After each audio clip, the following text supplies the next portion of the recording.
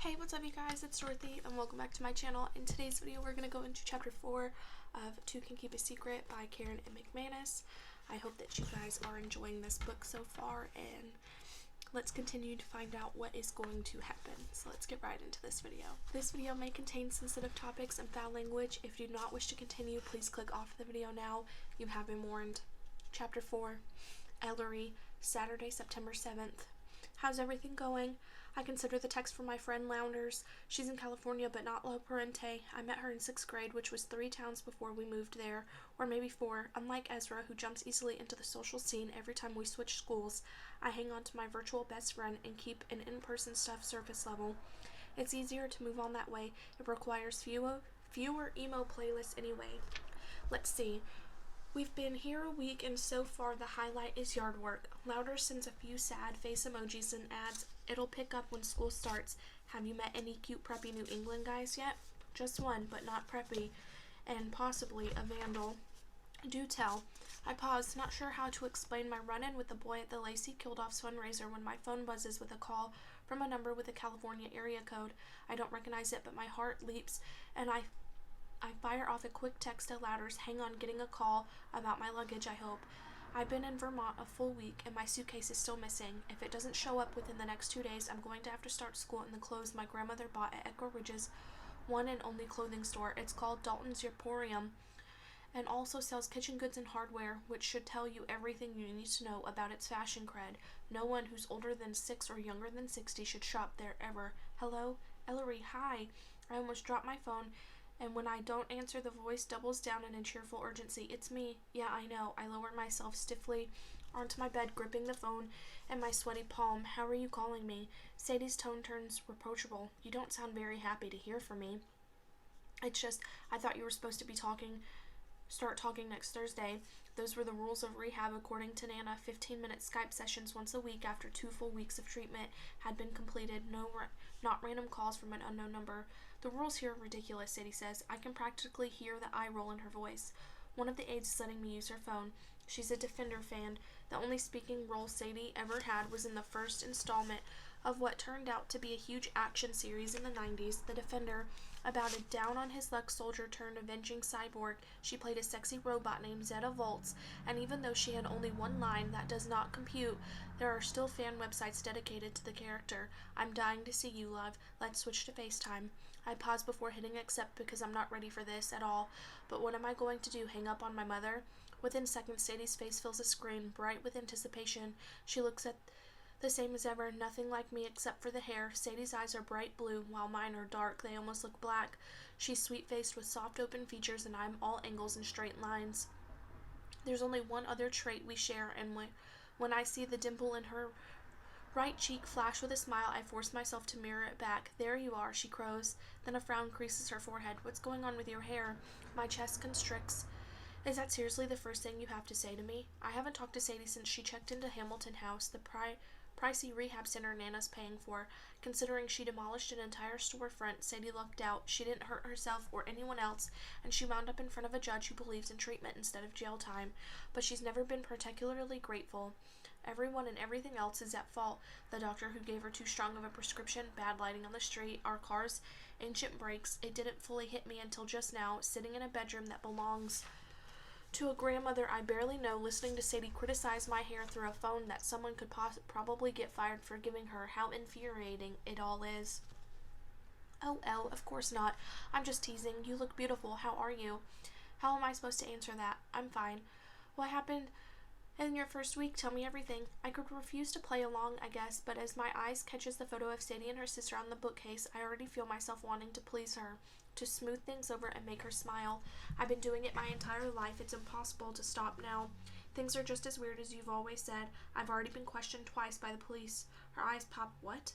I tell her about the hit and run and the graffiti at Lacey's fundraiser 3 days ago. "Declan Kelly's brother wrote that?" Sadie asks, looking outraged. "He said he just found the paint canister." She snorts. "Likely story." "I don't know. He looked pretty shocked when I saw him. Poor Melanie and Dan. That's the last thing they need. The police officer I talked to at the fundraiser said he knew you. Officer McNulty. I forgot his first name." Sadie grins. "Chad McNulty. Yeah, we dated sophomore year. God, you're going to meet all my exes, aren't you? Was Vance Puckett there by any chance? He used to be gorgeous. I shake my head. Ben Coates? Peter Nielsen? None of those names are familiar except the last one. I met him at the fundraiser right after his stepson and I reported the sign vandalism. You dated that guy, I asked? Doesn't he own like half the town? I guess so. Cute, but kind of a tight ass. We went out twice when I was a senior, but he was in college then and we didn't really click. He's Malcolm's stepfather now, I tell her. Sadie's face scrunches in confusion. Who? Malcolm Kelly? Declan Kelly's brother? The one with the spray paint? Good Lord, Sadie mutters. I cannot keep up with that place. Some of the tenseness that's been keeping me rigid ebbs away, and I laugh and as I settle back against my pillow. Sadie's superpower is making you feel as though everything's going to be fine, even when it's mostly disastrous. Officer McNulty said his son's in our class, I tell her. I guess he was at the fundraiser, but I didn't get to meet him. What? We're all so old now. Did you talk to him about the hit and run too? No, that officer was really young, Ryan Rodriguez. I don't expect Sadie to recognize the name, but an odd expression fits across her face. What? Do you know him, I ask? No, how would I? Sadie asks a little too quickly. When she catches my dubious squint, she adds, well, it's just, now don't go making too much of this, Ellery, because I know the way you think, but he fell apart at Lacey's funeral, way more than her boyfriend did. It caught my attention, so I remembered it, that's all. Fell apart how? Sadie heaves a theatrical sigh. I knew you'd ask that. You brought it up. Oh, just, he cried a lot, almost collapsed. His friends had to carry him out of the church, and I said to Melanie, wow, they must have been really close, but she said they barely knew one another. Sadie lifts a shoulder in a half shrug. He probably had a crush, that's all. Lacey was a beauty. What's that? She glances off to one side and I hear the murmur of another voice. Oh, okay, sorry, Elle, but I have to go. Tell Ezra I'll call him soon, okay? I love you. And she pauses, something like regret crossing her face for the first time, and I'm glad you're meeting people. No apology. Saying she's sorry would mean acknowledging that something's wrong, and even when she's calling me cross-country from rehab on a contraband phone, Sadie can't do it. I don't answer, and she adds, I hope you're doing something fun for your Saturday afternoon. I'm not sure if fun is the right word, but it's something I've been planning since I learned I was going to Echo Ridge. Fright Farm opens for the season today, and I'm going. Sadie shakes her head with aspirated fondness. Of course you are, she says, and blows me a kiss before she disconnects. Hours later, Ezra and I are walking through the woods behind Nana's house toward Fright Farm, leaves crunching beneath our feet. I'm wearing some of my new Dalton's clothes, which Ezra has been snickering at since we left the house. I mean, he says, as we step over a fallen branch, what would you even call those? Leisure pants? Shut up, I grumble. The pants, which are some kind of synthetic stretchy material, were the most inoffensive piece of clothing I could find. At least they're black and sort of fitted. My gray and white check t-shirt is short and boxy and has such a high neck that it's almost choking me. I'm pretty sure I've never looked worse. First Sadie with the hair, now you with the clothes. Ezra's smile is bright and hopeful. She looked good, though, he asks. He and Sadie are similar sometimes, so blissfully optimistic that it's impossible to say what you really think around them. When I used to try, Sadie would sigh and say, don't be such an Eeyore, Ellery. Only once she added under her breath, you're just like Sarah. Then she pretended not to hear me when I asked her to repeat what she said. She looked great, I tell Ezra. We hear a noise from the park before we see it. Once we emerge from the woods, it's impossible to miss the entrance. Looms across the road in the shape of a huge, monstrous head with glowing green eyes and a mouth wide open and a scream that serves as the door. It looks exactly like it did in pictures from news coverage about Lacey's murder, except for the arched sign that reads Fright Farm in spiky red letters. Ezra shades his eyes against the sun. I'm just gonna say it. Fright Farm is a crap name. Murderland was better. Agreed, I say. There's a road running between the woods and the Fright Farm entrance, and we wait for a few cars to pass before crossing it. A tall black spire fence circles the park, enclosing clusters of tents and rides. Fright Farm are open less than an hour ago, but it's already packed. Screams fill the air as salt and pepper shaker ride flips back and forth.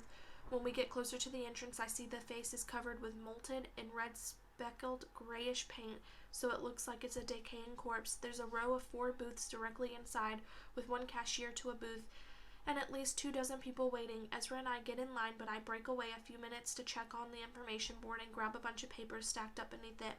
Maps, I tell Ezra. I hand him one, plus another sheet of paper and job applications.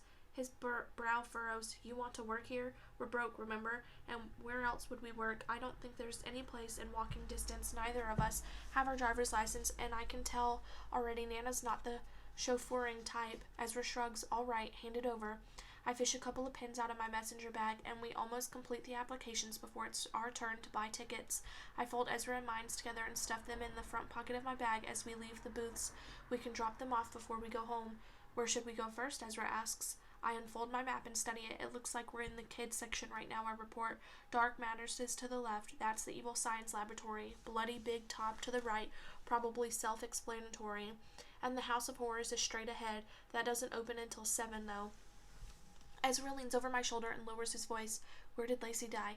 I point to a tiny picture of a Ferris wheel. Under there, well, that's where they found her body anyway. Police thought she was probably meeting someone. Echo Ridge kids used to sneak into the park after hours all the time. I guess it didn't have any security cameras back then. We both glance up at the nearest building where a red light blinks from one corner. Does now, obviously. Do you want to start there? Ezra asks. My throat gets dry. A group of masked kids dressed in black swoops past us, one of them knocking into my shoulder so hard that I stumble. Maybe we should check out the games, I say, refolding the map. It was a lot easier to take a ghoulish pleasure at visiting a crime scene before I met the victim's family. We walk past the snack stands and carnival games, pausing to watch a boy our age sink enough baskets in a row to win a stuffed black cat for his girlfriend. The next station has the kind of shooting gallery game where 2 players each try to knock over 12 targets in a box. A guy wearing a ratty hunting jacket who looks like he's 40 or so pumps his fist in the air and lets out a loud gruff. Beat ya, he says, punching the shoulder of the kid next to him. The man stumbles a little with the movement, and the boy recoils and backs away. Maybe you should give someone else a turn. The girl behind the counter is about my age and pretty with long brown ponytail that she winds anxiously around her fingers.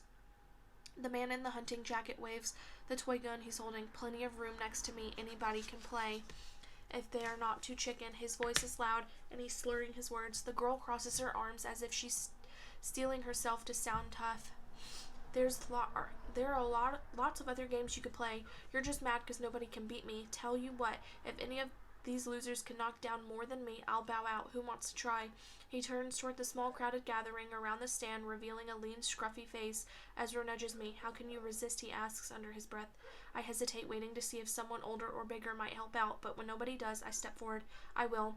I meet the girl's eyes, which are hazel, heavily mascared and shadowed with dark circles. She looks like she hasn't slept in a week. The guy blinks at me a few times, then bends at the waist in the exaggerated bow. The movement almost topples him, but he rights himself. Well, hello, madam. Challenge accepted. I'll even pay for you.